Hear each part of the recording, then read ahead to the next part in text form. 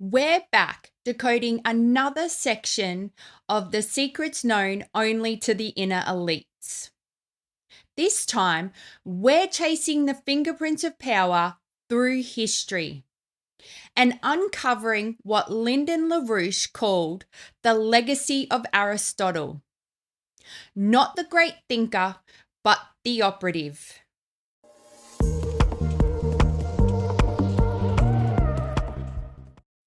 In the earlier episodes, I've taken LaRouche's dense academic writings and translated them into modern language. But this part of the journal is different. This section of the journal jumps around across centuries, empires, and agendas. And unless you already live and breathe ancient history, it can feel like a maze. So today, I'm laying it out as a timeline. We're going to track the humanist movement and Aristotle's role in its sabotage in a clear chronological order. Our journey into the ancient world begins in the 8th and 7th century BC, in the Argean region, a battleground shaped by a profound ideological divide. On one side was Hesiod, whose bucolic vision celebrated rural life, hard work, and moral virtue. His work painted a picture of harmony with nature, where labor aligned with divine justice and rural simplicity was the antidote to corruption and greed. For Hesiod, life was about adopting to the natural rhythms of the world, accepting one's place, and living in moral alignment with the land. On the other side stood Homer, whose humanist vision championed creativity, courage, and the power to transcend limits. In Homer's epics, heroes like Odysseus use their intelligence and will to overcome challenges, rejecting submission to fate and embracing progress through reason. This humanist tradition for LaRouche laid the foundation for the Platonic belief that human creativity mirrors the divine and that civilization should foster discovery and beauty. This clash of worldviews paralleled the rise of the Ionian city-states, which embraced the city builder policy. In the ancient world, the Ionian states were vibrant hubs of trade, culture, and innovation. While poets like Hesiod and Homer shaped spiritual and moral worldviews, the Ionian spirit embodied what LaRouche called the city builder's policy, a humanist drive to shape civilization. They built urban centers, established systems of trade and law, and founded schools and observatories. For LaRouche, this represented the clash between the humanist and the oligarchy, which sought to maintain control through fear and rigid social hierarchies. Guided by philosopher kings like Thales, they spread their science and technology through colonies and trade. While the priestly and monetarist factions of Mesopotamia, who rejected progress and sought to impose a zero-growth, anti-technology agenda, advocated for a rule-centered aristocracy. Allied with financiers, they sought to dominate society. This ideological struggle would shape the course of history in the region and beyond. By the 8th to 7th centuries BC, the ideological divide between urban-centered progress and rural-centered stagnation was already centuries old. As far back as the mid-3rd millennium BC, powerful city-states dedicated to technological advancement and global trade had flourished. Before its downfall, Phoenicia had been a key hub for the city builders' policies in the eastern Mediterranean. However, after the conquest of Tyre, Phoenicia's resources were redirected to serve Babylonian zero-growth policies. During this time, the center of humanist culture in the region shifted to Ionia and neighboring Lydia. These areas became the new strongholds for the promotion of urban progress and humanist ideals, continuing the legacy of technological and cultural advancement in the face of opposing forces. After the Persians conquered Lydia and Ionia, the heart of the humanist leadership among the Greek-speaking people moved to Athens. But Athens was never fully united in its support for the humanist ideals. A faction favoring rural aristocracy and zero growth aligned with the Persians.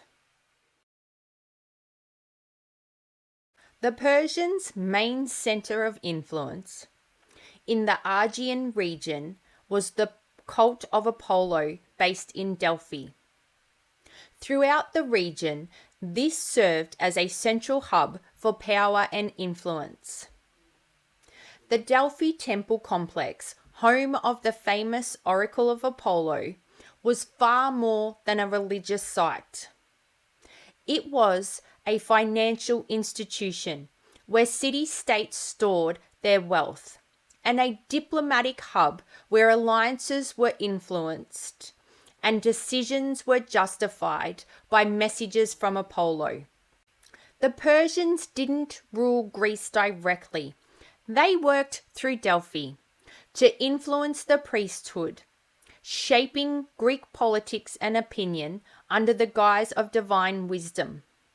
Apollo, the god of light and reason, became a tool for control. His prophecies were often brought by powerful states. The cult of Apollo was a banking cartel wrapped in religion, where money, prophecy, and politics intertwined. Athens wasn't a beacon of democracy. It was a battleground between two opposing forces, the humanist and the anti-humanist. Take Pericles, often celebrated as a hero of Athenian democracy. LaRouche flips this narrative, portraying him as a Persian agent of influence. While Pericles didn't want Persia to conquer mainland Greece, he allowed Persia to dominate the Ionian cities. By doing so, he protected Athenian power at the expense of Greek unity and progress. LaRouche calls Pericles' rebuilding of the Acropolis and the Pantheon anti-humanist economic policies because he used empire money to keep the people busy. It was more about maintaining control than fostering progress. After years of brutal wars, Athens was restless. Pericles knew that idle citizens could lead to political instability, so he redirected their energy into massive public works. Instead of swords, he gave them chisels. Instead of conquest abroad, he built grandeur at home. On the surface, it seemed noble, rebuilding what Persia had destroyed. But underneath, it served as a psychological safety valve, keeping the people working, keeping them proud of their city, and distracting them from deeper issues. As for Aristotle, LaRouche suggests that he worked for Macedonian and Persian interests, opposing the creative humanist projects of Plato and Socrates. LaRouche's point is clear. Athens didn't fall because of democracy, but because its elites repeatedly sold it out to foreign powers, helping shift Athens from a humanist republic to an oligarchy-serving empire. In the 4th century BC, the Academy of Athens was a vibrant hub of humanist thought, attracting scholars from across the Mediterranean. Under the guidance Under the guidance of Socrates and Plato, it focused on developing constitutional frameworks for various nations, embodying a spirit of progress and governance. However, the intellectual haven faced destruction at the hands of Aristotle, who acted as a spy for Philip of Macedon. Aristotle's role extended beyond espionage. He was instrumental in dismantling the academy and promoting the cult of Apollo's agenda, which sought to suppress scientific progress by recodifying knowledge to eliminate the scientific method. Philip of Macedon's rise to power was closely tied to his role as a protege and trusted ally of the Persian imperial court's leading general and other key figures. By the mid 4th century BC, the powerful bankers of Mesopotamia, who had previously engineered the Persian takeover of Babylon, devised a bold and ambitious plan. They sought to split the empire into two parts, both under their control. The western region of Anatolia and the territories beyond the Euphrates formed what became the new Western Empire. To pave the way for Philip of Macedon's conquest of Greece, the Persian imperial court deployed its intelligence networks and advisors to support him in this campaign. Although Aristotle served Philip of Macedon, he was a bitter enemy of Philip's son, Alexander the Great. Alexander had been Aristotle's student, and later in life the two exchanged letters. But the relationship was never one of shared purpose. Textbooks point to the tutoring and the correspondence as if that tells the whole story. But it doesn't. What they leave out is, Alexander and Aristotle were political and philosophical adversaries. According to ancient sources, the conflict went far deeper. Aristotle's agents assassinated Alexander in June 323 BC. Even Aristotle's own nephew Callisthenes was accused of attempting to poison Alexander, which resulted in his execution. The Peripatetics writings were designed to replace living inquiry with rigid doctrine. The method Aristotle used for this intellectual sabotage was what later Europe would call encyclopedic, a grand effort to organize all human knowledge. Aristotle's system replaced inquiry with categorization, a web of definitions that halted creative exploration and assigned authority to the compiler. This wasn't about education. It was about containment through memorization. After Alexander the Great was assassinated, his humanist ideals were undermined by the Peripatetics, who relocated to Ptolemy, Egypt. There, they developed synthetic cults like the Isis-Osiris tradition and translated the Old Testament into Greek. This peripatetic influence extended to Rome, where it facilitated the destruction of the Ionian political rule and supported the rise of figures like Julius Caesar and Mark Antony. The cult of Apollo played a significant role in shaping history from ancient times to the modern era. Its influence extended far beyond the region, impacting political systems, cultural developments, and even military strategies. In ancient Rome, the cult of Apollo was deeply entwined with the Republic's rise and fall. It promoted a military system that became Rome's defining legacy after the Punic Wars.